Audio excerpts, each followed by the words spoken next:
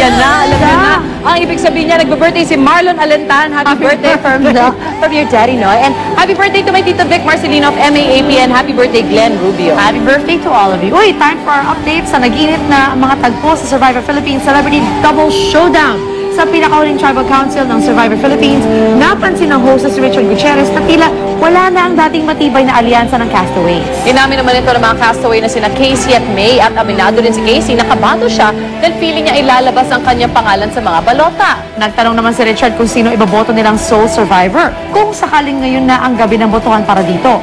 Para kina Casey, Betong at Gino, maaaring si May ang iboto ng lahat dahil lovable si May at kinagigiliwan ng lahat. Totoo yan. Nang tanongin naman ni Richard kung sino ang hindi iboboto bilang sole survivor, sumagot si May na si Arnold ang hindi niya iboboto na siya namang nirespeto ni Arnold. Hindi daw si Arnold Clavio.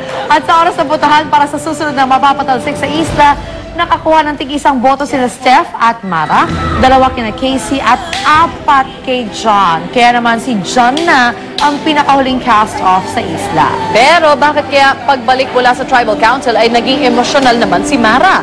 Yan ang dapat yung abangan sa Survivor Philippines Celebrity Double Showdown mamayang gabi sa GMA Telebabad pagkatapos ng Munting Heredera. At kagabi nga, mga kapuso, nagpaalam na nga si John Odulio na siyang ikatlong miyembro ng Survivor Celebrities Double Showdown jury. Ayan, at para ikwento ang kanyang mga personal experience sa isla, kasama natin ang tinaguriang matapang na kabitenyo live dito sa studio, John Odulio. Good morning, Good John! morning, John! Wala kaya ito dalang bola today. Good morning. Ito ka muna. John, 3 oras ang hinintay ni John ang aga. Sabi ko, buti nga hindi ka namin pinahawak sa posting gano'n habang naghihintay. Nakaganon daw siya. Uy, pero originally, John, nagplano kang si Mara ang tatanggalin sa isla. Pero sa huli, ikaw yung na-vote out. So ano yung pakiramdam na hindi nagtagumpay ang plano mo at ikaw natanggal? Hindi mo naiyak? Nagalit?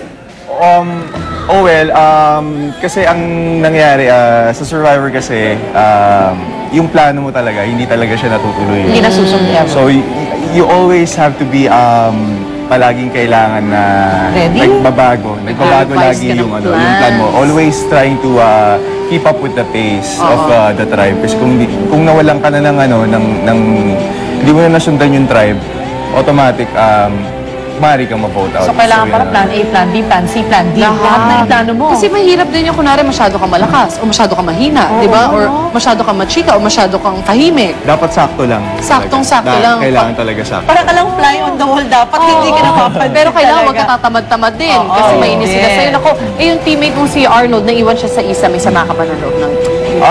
Wala naman, that's the game eh. Kasi you don't really expect na yung plano mo talaga yung matutuloy talaga agad eh.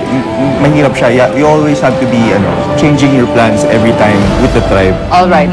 So, ang nangyari kasi doon, nagkaiba-iba na kami ng alyansa throughout the game.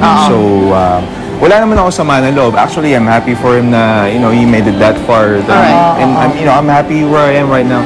So, Survivor talaga. You really have to survive. Pero sa isang interview, sinabi mo na noong simula, nag-aalangan kang sumali sa Survivor.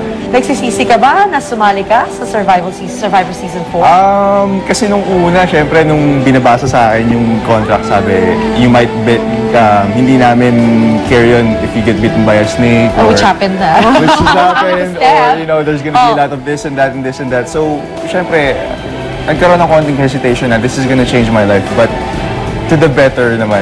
Nakabuti siya sa life ko. So, Unlike in what way, you think? well, so many ways, changed me a lot, my lifestyle, and Mas simple ka ngayon, you think? Oo.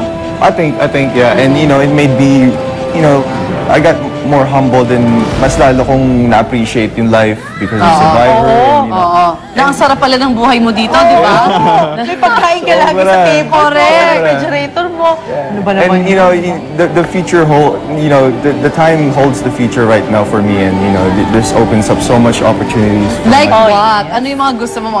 Gusto mo mag-showbiz, mag-artista? O maglaro pa rin. Maglaro pa rin, tuloy ba yan?